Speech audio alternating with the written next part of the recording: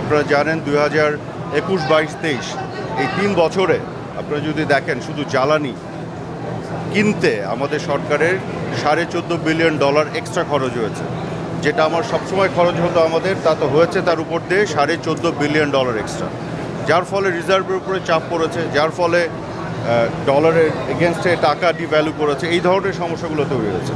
তো এখন এগুলোকে মোকাবেলা করার জন্যই বাজেটটা প্রণয়ন করা হয়েছে। এখন আপনারা জানেন যে রোলিং ব্যাক যে পদ্ধতিটা এটা অ্যাপ্লাই করছে বাংলাদেশ ব্যাংক, অর্থাৎ বাজারে টাকার ডলারের যে মূল্য হওয়া উচিত তার কাছাকাছি একটা মূল্য নির্ধারণ করা হচ্ছে, যার ফলে রেমিটেন্সের প্রবাহ বাড়বে এবং রেমিটেন্স প্রবাহ বাড়ার ফলে যেটি হবে আপনার রিজার্ভের উপরে একটা চাপ কমবে।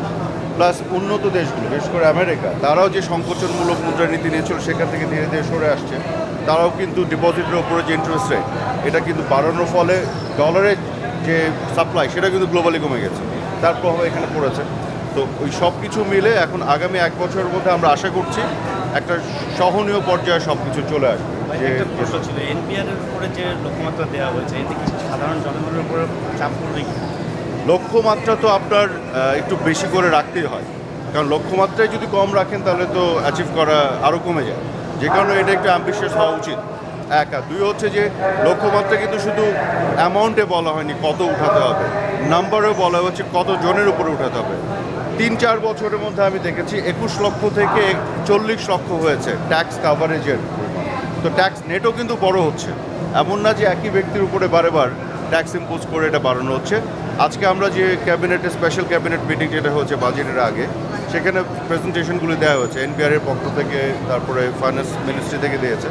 এখন আমরা যেটা দেখছি ফোকাস করা হচ্ছে যে মানুষের উপরে কষ্ট যেন লাঘব হয়, মূল্যস্ফীতি যেন কমে এবং ট্যাক্স রেট যেন বাড়ানো যায় এভাবে, আর আর উন্নয়নের যে গতি পেস এটা যাতে কমে না যায়। আরেকটু বিরোধী পক্ষ থেকে বলা হচ্ছে একটি প্রেসক্রিপশনে বাজেট দেওয়া হচ্ছে, আদতে আসলে কিসের প্রেসক্রিপশন? শুনুন, এগুলো হচ্ছে কিছু গদবাঁধা কথাবার্তা। কোন জায়গায় কর আরোপ করতে বলছে, কোথায় বাড়াতে বলেছে। আমরা তো গত 15 বছর ধরে যে ডেভেলপমেন্টটা হয়েছে সেগুলোকে পর্যালোচনা করে আগামী দিনে আর কী করা উচিত সেগুলো বিচার বিশ্লেষণ করেই সিদ্ধান্ত নেওয়া হয়। কে কোথায় প্রেসক্রিপশন দিল তার সাথে কোনো সম্পর্কই নাই। এটা তারা যেহেতু প্রেসক্রিপশনে চলতো এই জন্য ওরা মনে করে সবাই প্রেসক্রিপশনে চলে, ব্যাপারটা হচ্ছে এরকম।